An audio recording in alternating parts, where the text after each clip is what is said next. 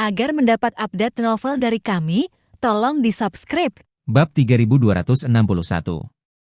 Untuk sementara waktu, di dalam hatinya, Nanako juga merasakan rasa rendah diri yang kuat. Awalnya, seperti Warnia, dia memiliki sedikit rasa superioritas dari latar belakang keluarganya jauh di lubuk hati. Dia selalu merasa bahwa dia mungkin tidak dapat dibandingkan dengan Charlie dalam banyak aspek, tetapi setidaknya, dia masih seorang gadis besar dari keluarga besar. Tetapi sekarang tampaknya dia tidak hanya dalam hal ini, tidak kalah dengannya. Sebaliknya, tetapi dia juga masih seorang tuan muda dari keluarga besar. Satu-satunya keuntungan yang mereka miliki hancur. Untuk beberapa saat, kedua gadis di telepon itu secara kebetulan terdiam.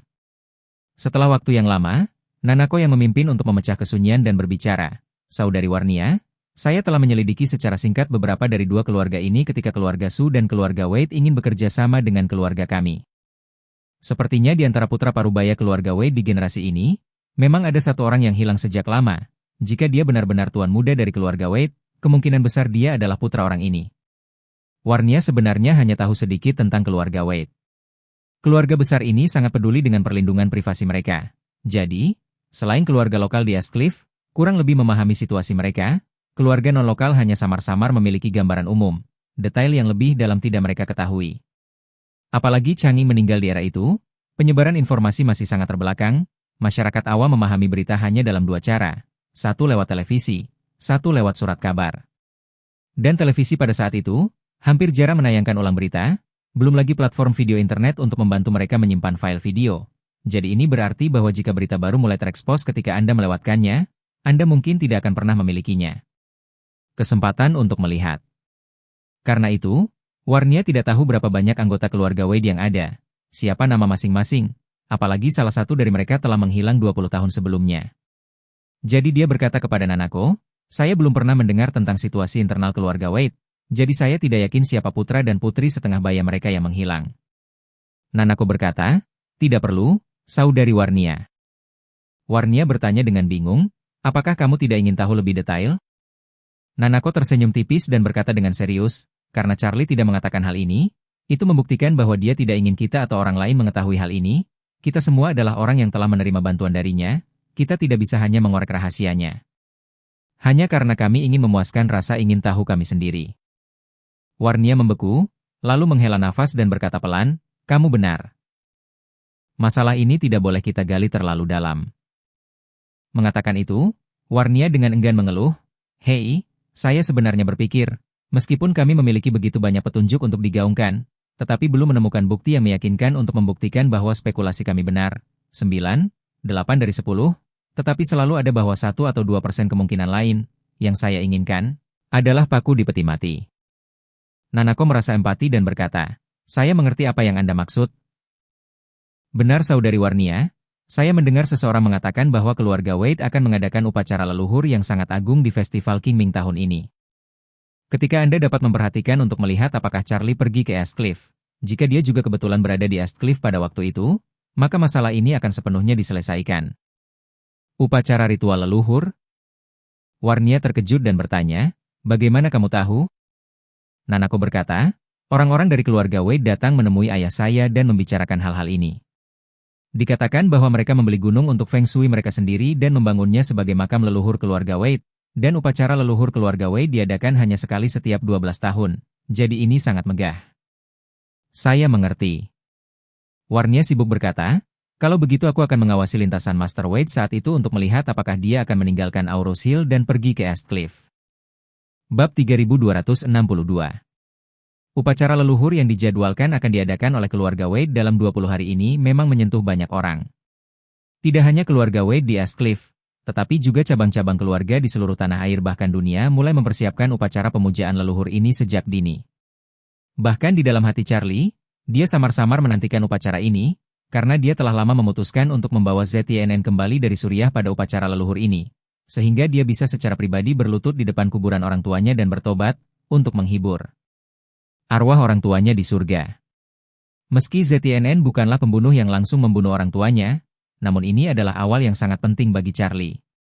Dari ZTNN dan seterusnya, dia akan mulai dengan orang-orang yang pernah menjadi musuh orang tuanya, satu persatu, untuk mengungkap, sehingga mereka membayar harga untuk tindakan mereka. Dan selain Charlie, ada orang lain yang memikirkan upacara leluhur ini. Orang itu di Suriah, ZYNN. Selama periode waktu ini, ZYNN telah menghitung hari, karena dia tahu bahwa waktu ke Qingming semakin dekat, yang berarti hari untuk kembali ke negaranya semakin dekat.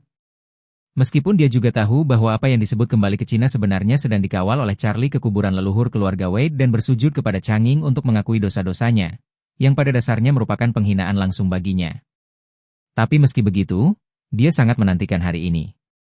Karena, di dalam hatinya, dia tahu satu hal dengan sangat baik, yaitu, jika saya tinggal di tempat kumuh di Suriah ini, di markas Hamid, maka keberadaan saya tidak akan pernah diketahui oleh keluarga saya. Tapi jika Charlie bisa membiarkanku kembali ke negaraku, bahkan jika itu berarti aku harus pergi ke makam leluhur keluarga Wade untuk bersujud dan mengakui kesalahanku, aku memiliki kesempatan tertentu untuk memberitahu keluarga Su tentang situasi khususku. Tidak baik untuk mengatakan bahwa ayahku masih punya cara untuk mengeluarkanku. Benar-benar tidak bisa. Dia masih bisa pergi untuk bernegosiasi dengan Charlie. Masalah besarnya adalah menyerahkan beberapa keuntungan dan menukarku kembali. Jadi, bahkan jika hanya ada 1% peluang, itu lebih baik daripada tidak ada peluang sama sekali. Selama periode waktu ini, kehidupan ZYNN di Suriah tidak baik. Kondisi sulit, awalnya dia tidak bisa beradaptasi, tapi setelah beberapa hari dia perlahan bisa menerima. Namun, hal yang paling menyedihkan dari periode terakhir ini adalah Hamid tidak tahu tendon mana yang tidak benar, dan mulai membangun infrastruktur di sarang gunung ini. Di pegunungan sekitarnya, 24 jam sehari, dia dapat mendengar suara bangunan yang memekakan telinga, suara semua jenis mesin yang mengaum mengelilinginya.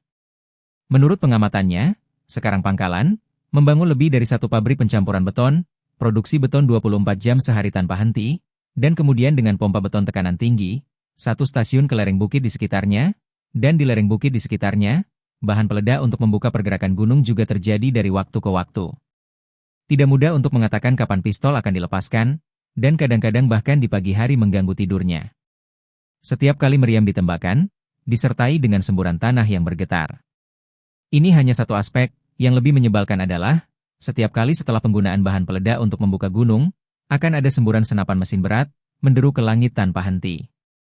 Pada saat ini di Timur Tengah, langit baru saja terbit, tetapi ZYNN terbangun 2 jam yang lalu, oleh deru mesin di malam hari dan sulit untuk tidur. Baru 2 jam tidur, dia mendengarkan suara beberapa ledakan yang bergemuruh di luar, getaran ledakan itu hampir meruntuhkan atap rumahnya, sehingga dia terbangun dari tidurnya, memikirkan perang, menarik kakinya untuk berlari keluar.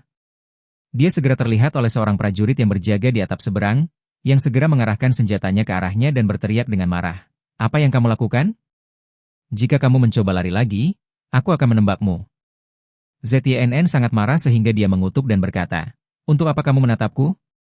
Peluru musuh datang, mengapa kamu tidak bergegas dan pergi ke posisi garis depan untuk mendukung mereka?" Pria itu mendengar ini, meletakkan senjatanya, melambaikan tangannya, dan berkata, "Jangan takut, tidak ada perang, itu batalion teknik kami membuka gunung. Hanya napas meledakkan 6 permukaan kerja dari titik ledakan, jadi suaranya agak keras." "Fcuk!" ZYNN melompat dan mengutuk, "Apakah kalian sakit?" Siang dan malam penembakan tanpa henti untuk membuka gunung. Setelah penembakan, lebih dari selusin kompresor udara bekerja. Bajingan itu tiba-tiba mulai bergemuruh keras ketika tidak bergerak, seperti mengalami serangan Parkinson. Bagaimana hidup di sini? Bab 3263.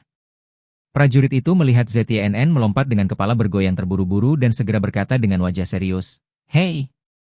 Apakah Anda lelah hidup? Perhatikan kata-kata Anda. Kalau tidak, saya tidak akan sopan kepada Anda." ZYNN berkata dengan marah, "Tidak peduli padaku.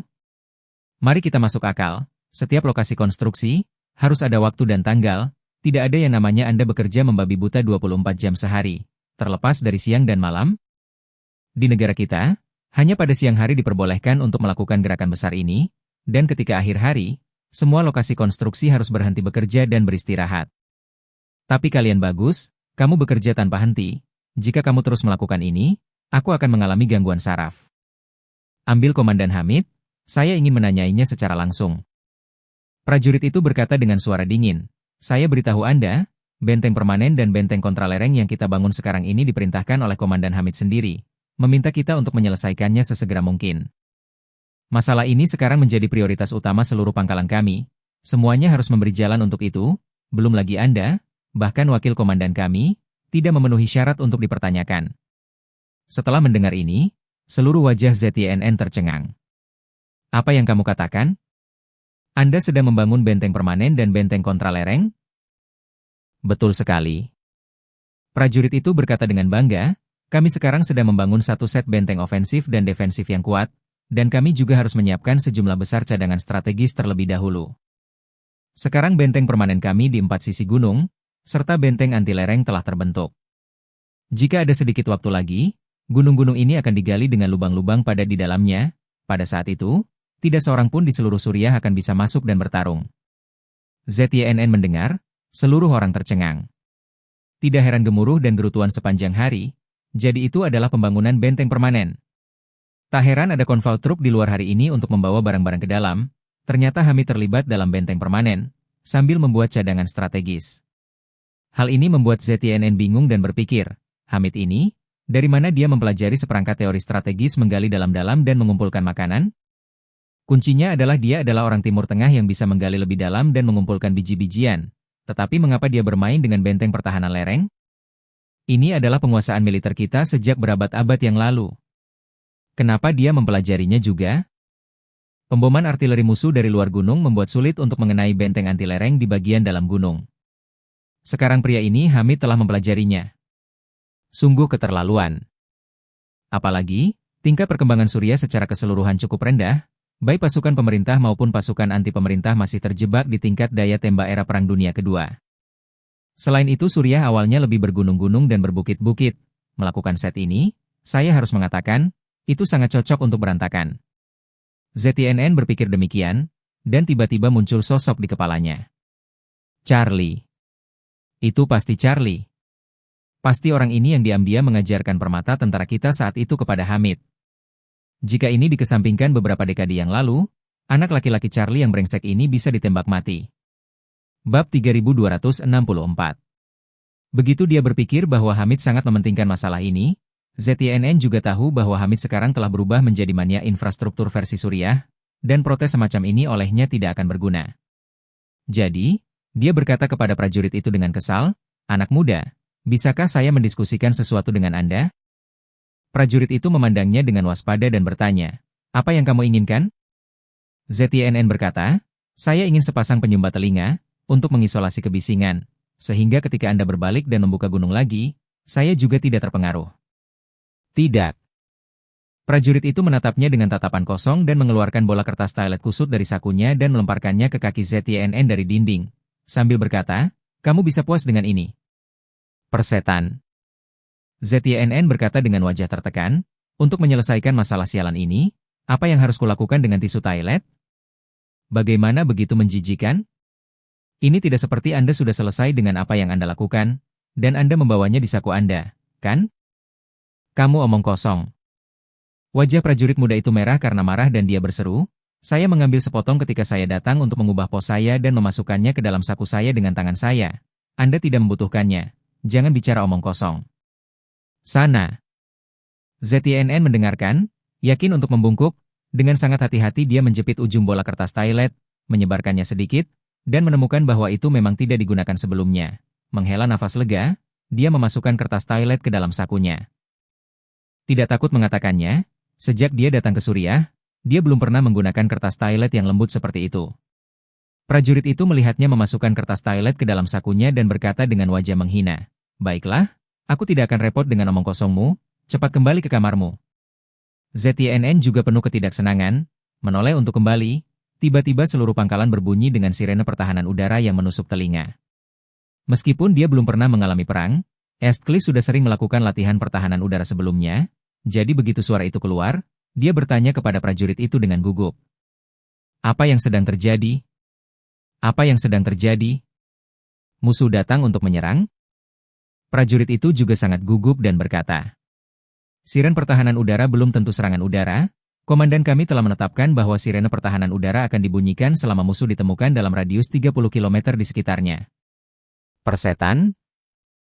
ZYNN panik, dia tidak bisa mengingat berapa banyak kata-kata kotor yang dia ucapkan hari ini, dia hanya tahu bahwa begitu markas Hamid diserang, maka nyawanya sendiri akan dalam bahaya, peluru dan peluru tidak bermata panjang. Jika sebuah cangkang meledak, jika sebuah cangkang jatuh dan membunuhnya, dengan siapa dia akan berbicara? Pada saat itu, sebuah suara tiba-tiba datang dari interkom prajurit. Prajurit itu segera mengambilnya dan mendengarkan sebentar. Kemudian dia segera melompat turun dari dinding, menarik kerah ZYNN, dan menyeretnya keluar, sambil berkata sambil berjalan. Sejumlah besar pasukan pemerintah ditemukan 30 km selatan pangkalan, diperkirakan perang akan dimulai. Kamu dengan cepat mengikutiku ke gunung. ZYNN menampar kepalanya dan berkata dengan suara tertekan. Cuk! Aku tidak akan pergi. Saya tidak tahu bagaimana cara bertarung, mengapa Anda ingin saya naik gunung?